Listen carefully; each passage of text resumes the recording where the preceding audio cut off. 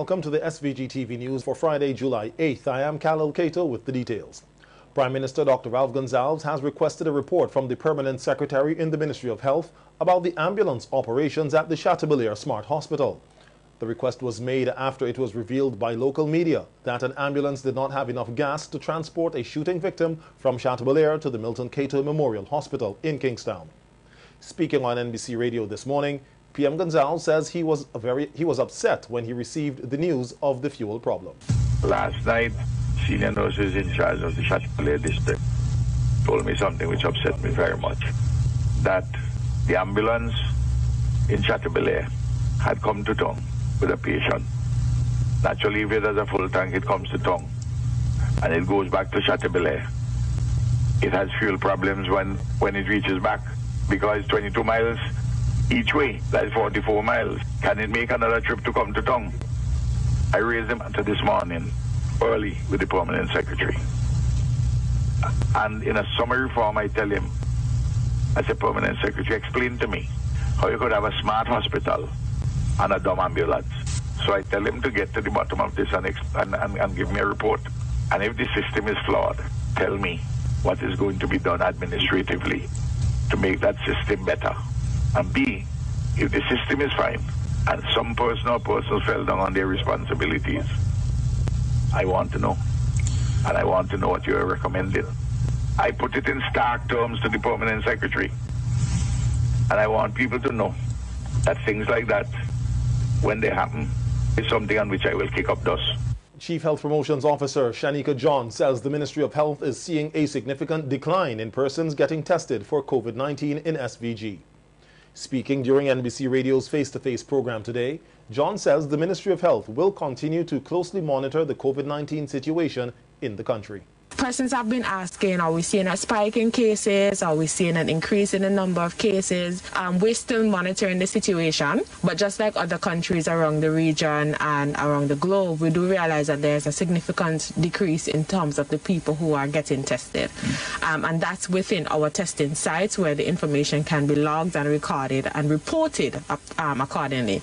So we do recognize that that's a challenge. John says the ministry will be examining the number of COVID-19 related hospital admissions and deaths.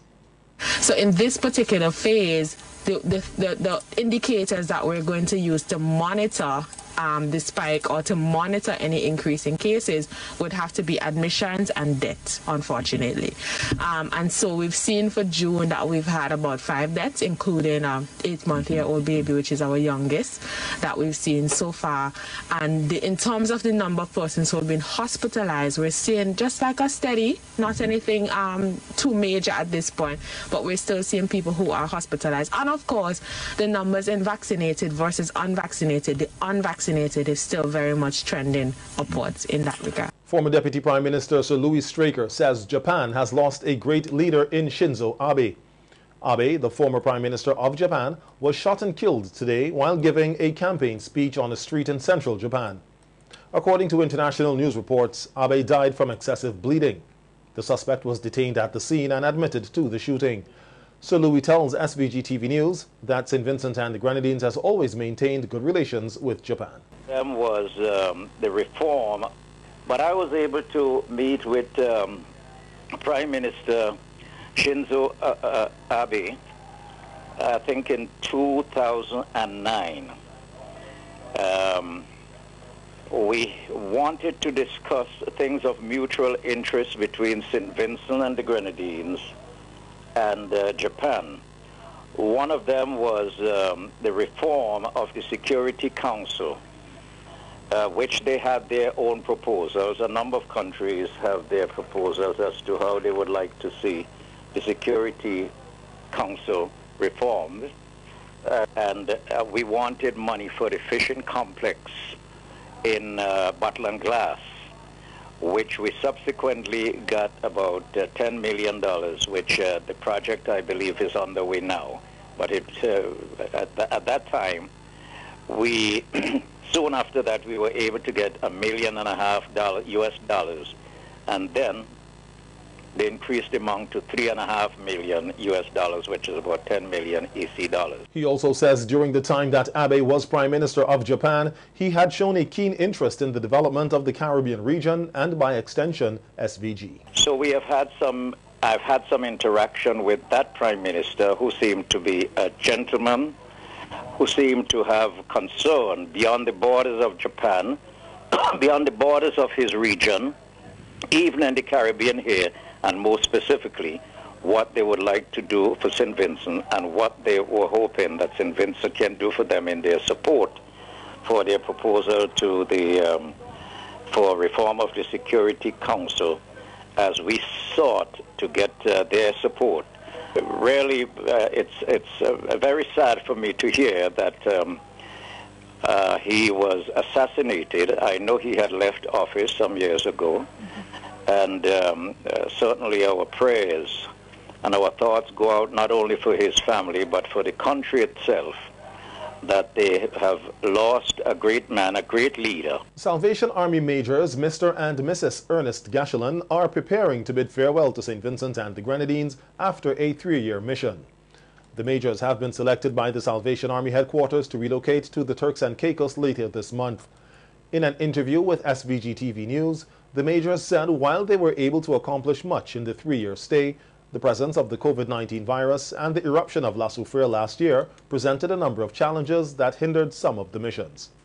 The Majors also spoke about challenges they faced, including several break-ins at the Salvation Army building.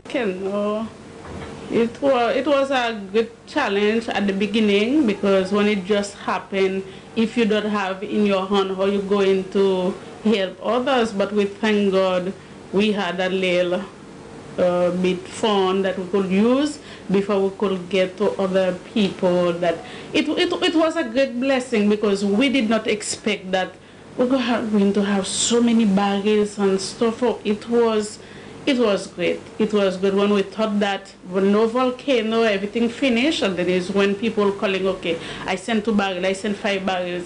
It was great. And you know, in the Salvation Army also, the needs is always great also. Up to this morning, people coming here. Apart from the breaking of our place, 2 places, one in Calder that was in 2020, just doing Mother's Day time, and then last year again they broke our place here again, and up to last, well, it was this week from Monday to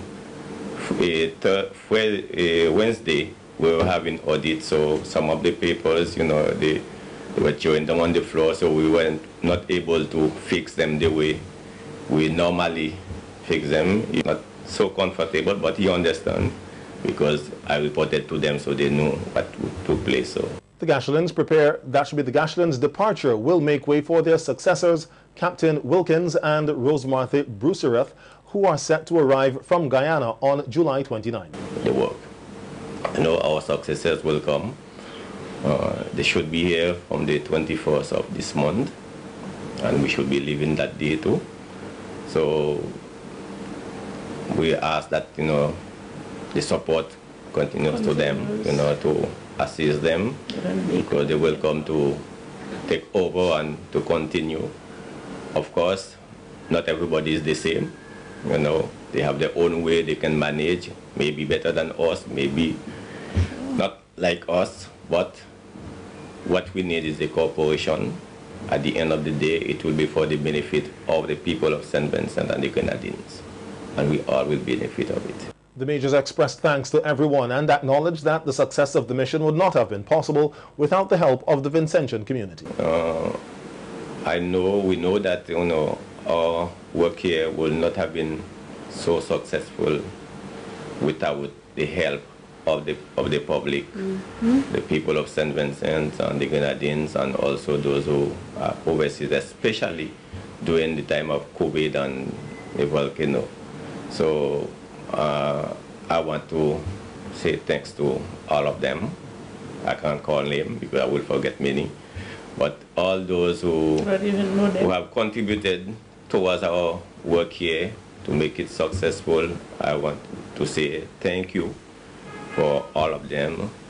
And in whatever way that you know that you have contributed towards our work here. We are grateful. We give God praise for you, and we pray that God will continue to bless you as you continue to help, the work. All right, I would like to say thanks to St. Vincent and the Grenadines, thanks to all the business people, those who give us things every week, every month, like Korea Supermarket, and all of them. If we start calling names also, we might forget. Thanks, but we thank you the public, thank you everybody, thank you for everything that you are doing for Salvation Army, thank you for everything that you are doing for the community, and God bless you all. An exhibition which was hosted by the Agricultural Input Warehouse showcased several different agriculture inputs and products, including seedlings, manure and fertilizers. Extension Officer at the warehouse, Alban Williams, noted that the warehouse started over a year ago and has been of great help to the farmers across St. Vincent and the Grenadines. Noting that a lot of farmers today are leaning towards the use of more organic materials, Williams outlined some of the products on display. Ranging from insecticides, fungicides, we have fertilizers, we have tools, implements. As well, in our lineup, we have some organic products, because we know that a lot of farmers today are becoming more and more organic conscious. So we are offering a few products in that line as we move forward. Well, as the field officer, we move around the country visiting farmers, seeing what they are doing, encouraging them, helping them technical-wise. Because one of the things we realize, a lot of farmers are having a lot of problems in growing their crops, especially vegetables. So we do on a daily basis. We go around the country, visit the farms, see what the farmers are doing, assist them on the spot training as well. All this encompass what we do here as field extension officers. The goal of the exhibition was to highlight the products offered by the warehouse. Initially, the Agricultural Input Warehouse mainly sell the products to farmers, but we realized that we need to go further. So what we do, we offer after-sales services. So because we normally have persons coming in and they would ask questions in terms of they might have problems with their vegetables also that they plant. So sometimes you would have persons coming in and they will bring you a picture of a plant or vegetables that they seedlings also, and asking for assistance. So what we're doing here today is trying to sensitize the public. So we have our products range that we sell. Today's a Friday and it's a busy day for us. So what we're doing here is for farmers to come in and if they have and ask questions, and then we give information on the products that we sell. It ranges from fertilizers. Some of these are for seedlings. We have insecticides. We have liquid fertilizers to treat. If you notice that we'd also sell our seedling trays, planted seedling, which we use with the fiber hair. We also have down here some fertilizers. We put at least a little bit in some packs, so at least farmers can see what we have. Donovan Samuel spoke of the importance of the products to farmers in their operations. It's thing to see this display, because as I walk into the yard, it attracts me and it makes me to come over, because I've been farming since I was a baby with my mother, and even though I'm walking anyway, I still want to go back into the garden. I was living in Farring and I decided to come back and make sure we do some farming. So when I see products, especially organic, it makes me feel like I go back to farming. I is a medical cannabis farmer, and I see some nice things here that could help benefit to the crop. You know what I mean? Even though this, I see like serenade from bacteria. Because the plant does pick up a lot of bacteria. So that is a very good help. We see one here called 45. We just call it the Buds Master. This helps develop the product. Chairman of the Carnival Development Corporation, the CDC, Ricardo Adams, says they have always been in favor of the Royal St. Vincent and the Grenadines Police Force enforcing the law at Carnival shows. Adams's comments come against the backdrop of incidents which occurred at the Soca Monarch show last weekend at the Victoria Park. During the show, patrons used incendiary devices such as aerosol cans and flares, which resulted in injuries to persons. Also, missiles were fired into the air, causing head injuries to some who had to be transported to hospital for treatment. CDC officials, police, and performers made repeated calls for the crowd to settle down, or the show would come to a close. Addressing the issue on VC3's roundtable talk, Adams says he was in favor of banning the incendiary devices at shows. However, he was met with criticism.